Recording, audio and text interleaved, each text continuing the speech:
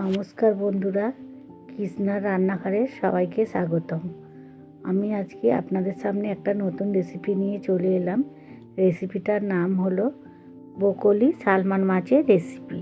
অনেকে আবার এটা গুড়জালি মাছও বলে। বন্ধুরা, এতে কি কি লাগবে? দই নিলাম, ব্রোকলি আছে, টমেটো আছে, ধনেপাতা, কাঁচা লঙ্কা। এই মাছের রেসিপিতে রসুন পেঁয়াজ আমি দেবো না, দই দিয়েই করবো। আমি কড়াই সর্ষের তেল দিলাম। তেলটা গরম হয়ে গেলে মাছগুলো আমি দিয়ে দিলাম। এক এক করে মাছগুলো দিয়ে উল্টে নিয়ে আমি লাল লাল করে ভেজে নেব।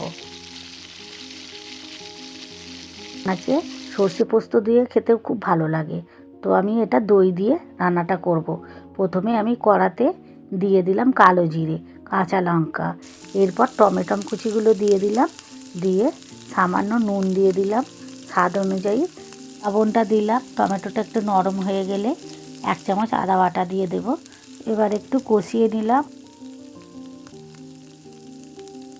গুঁড়ো দিয়ে দিলাম, লঙ্কার গুঁড়ো দিয়ে দিলাম। ভালো করে কষিয়ে তেলটা ছেড়ে গেছে। এবার আমি দইটা দিয়ে দিলাম। দইটা দিয়ে ভালো করে কষিয়ে নিয়ে মশলা থেকে তেলটা ছেড়ে গেছে। এবার ব্রোকলিগুলো আমি দিয়ে দিলাম। দিয়ে কষিয়ে নিয়ে ভালো করে 1 মিনিটের মতো ঢাকা দিয়ে গ্যাসটা কমিয়ে রেখে দেব। তারপরে আমি ঢাকাটা খুলে নিলাম। নিয়ে এবার জল দিয়ে দিলাম। দিয়ে সামান্য চিনি দিয়ে আর একবার ঢাকা দিয়ে দেবো, ফোটা অবধি অপেক্ষা করব। ঢাকাটা খুলে ঝোলটা গাঢ় হয়ে এসেছে। এবার মাছগুলো দিয়ে দিলাম। এবার একটু ফুটিয়ে নিয়ে উপর থেকে ধনেপাতা ছড়িয়ে দিলাম। আমি ঢেলে নিলাম। ব্রোকলি ও সালমান মাছের রেসিপি হয়ে গেছে। দেখুন বন্ধুরা, কত সুন্দর হয়েছে। এই রেসিপিটা বাড়িতে একবার ট্রাই করে দেখবেন, অবশ্যই ভালো লাগবে।